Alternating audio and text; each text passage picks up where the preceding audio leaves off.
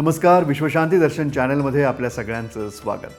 विश्वधर्मी प्राध्यापक डॉक्टर विश्वनाथ दा कराड सरांनी आपल्या संकल्पनेतून ज्या वास्तू उभारल्या त्यात अतिशय मोलाची भर म्हणजे विश्व राजबाग इथे साकारलेला जगातला सर्वात मोठा आणि भव्य तत्वज्ञ संत श्री ज्ञानेश्वर विश्वशांती घुमट.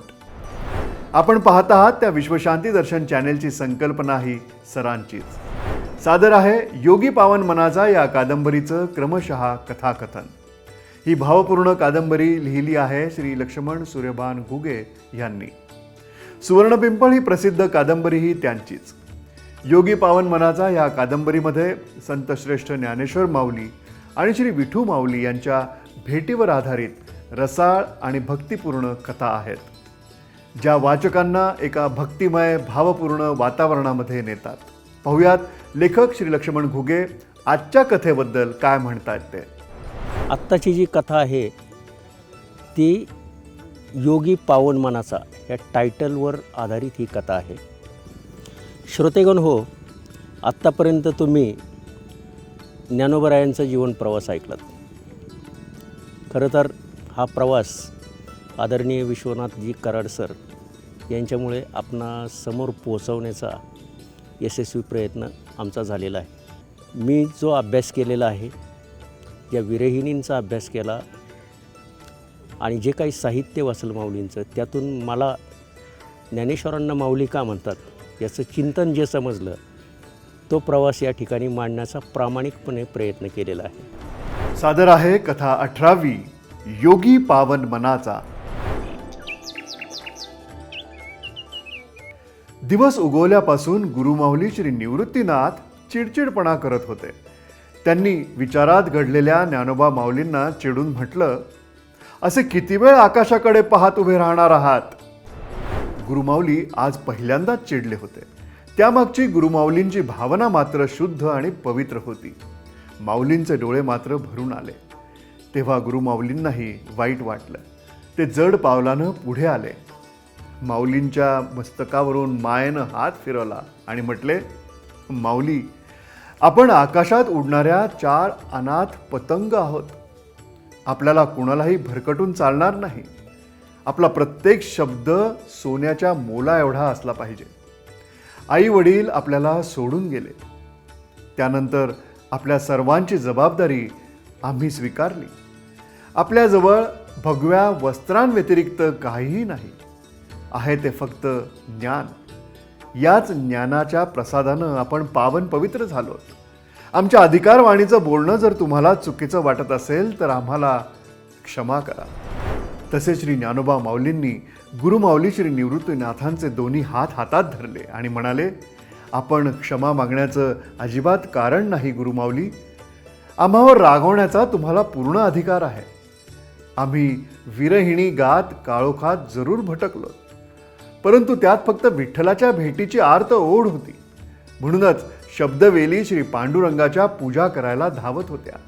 परंतु त्या शब्दवेली केव्हा विरहिणीचं बोट धरून भैरवीच्या स्वरांवर चढत गेल्या ते आम्हालाही कळलं नाही. गुरुमाऊली अस्वस्थ झाले.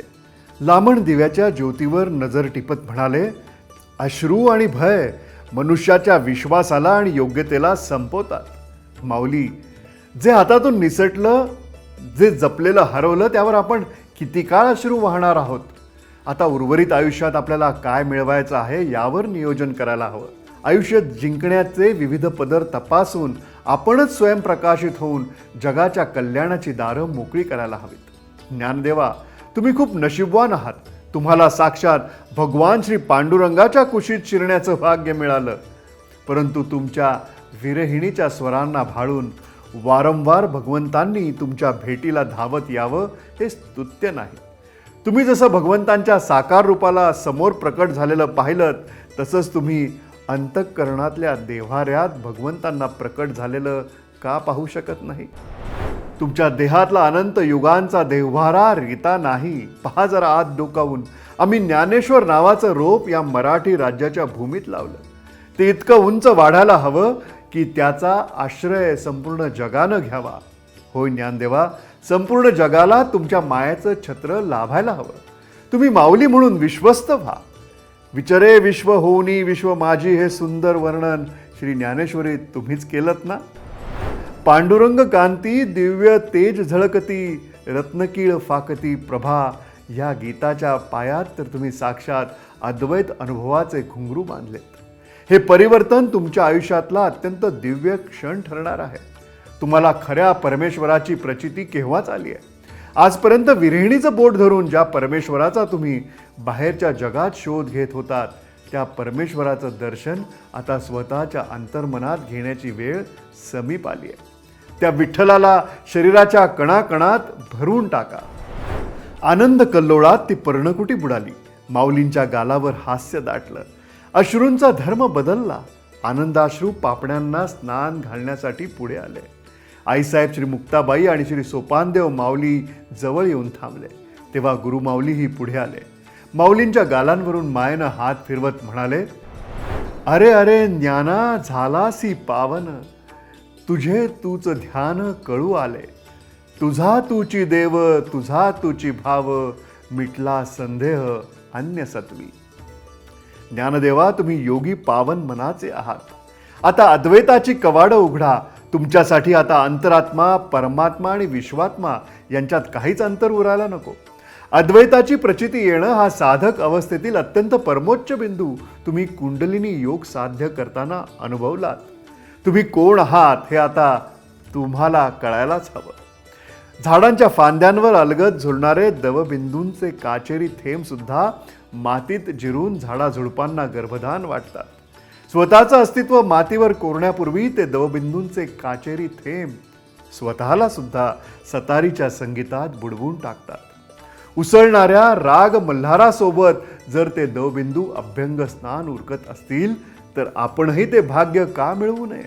माऊली, तुम्ही लाख मोलाचं तत्वज्ञान पृथ्वी मोलाचं करायला निघालात. तुमच्या शब्दांचा पाऊस अनेक जन्म भोगून कागदावर साकार झालाय. म्हणूनच ज्ञानेश्वरीसारखा महान ग्रंथ तुम्ही जन्माला घातला. गुरुमाऊली श्री निवृत्तीनाथ जड पावलानं लांबण दिव्याजवळ आले. दिव्याची वात मोठी करून माऊलींकडे पाहत म्हणाले, माऊली, भगवान श्रीकृष्णांनी सत्यमेव जयतेचा पुरस्कार करून सत्यालाच विजय प्राप्त करून दिला. परंतु आज सत्य कुठे आहे? सत्य आज हरवलंय. ते सत्य काळोखात एकटंच भटकतंय. त्यामुळं वारकरी संप्रदायाच्या पताका मोडून पडल्यात. यासाठी ज्ञानदेवा तुम्ही स्वतःची दृष्टी बदला. सत्याचा शोध ही तुमच्या आयुष्यातली पहिली ठिणगी आहे असं समजा. याच ठिणगीतून तुम्हाला वारकऱ्यांच्या मनातले दिवे पेटवायचे. आत्तापर्यंत ज्याचा शोध घेण्यासाठी तुम्ही विरहिणी गात होतात, जीवाचा आटापिटा करत होतात, आता त्याची गरज नाही. डोळे भरून पहा या विश्वाकडे. आता तुमच्यात आणि पांडुरंगात काहीच अंतर उरलेलं नाही. ज्ञानदेवा, तुमचाही पांडुरंग आज तुमच्या डोळ्यांच्या ओल्या पापण्यांवर कमरेवर हात ठेवून उभा आहे. तुम्ही पावन झालात. ज्ञानदेवा, पहा त्या वेड्या प्रकृतीकडे. इकडे आळंदीतल्या इंद्रायणी काठावर साधुगणांनी शंखनाद आरंभला. घाटावर टाळ मृदंगनाद सुरू झाला. तेव्हा पांढरं शुभ्र वस्त्र नेसलेली प्रकृती हातात दिवा घेऊन सुवर्ण पिंपळाला प्रदक्षिणा घालत गाऊ लागली, अरे अरे ज्ञाना झालासी पावन, अरे अरे ज्ञाना झालासी पावन. अरे अरे ज्ञाना झालासी पावन, तुझे तुझं ध्यान कळू आले. तुझा तुची देव तुझा तुची भाव, तुझा तुची देव तुझा तुची भाव. विठ्ठला संदेह अन्य तत्वी, अरे अरे ज्ञाना झालासी पावन. ती प्रकृती सिद्धेश्वर मंदिरी आली. श्री सिद्धेश्वराला दीप ओवाळत गाऊ लागली. तेव्हा श्री सोपानदेव आणि श्री मुक्ताबाई आनंदानं माऊलींना बिलगले.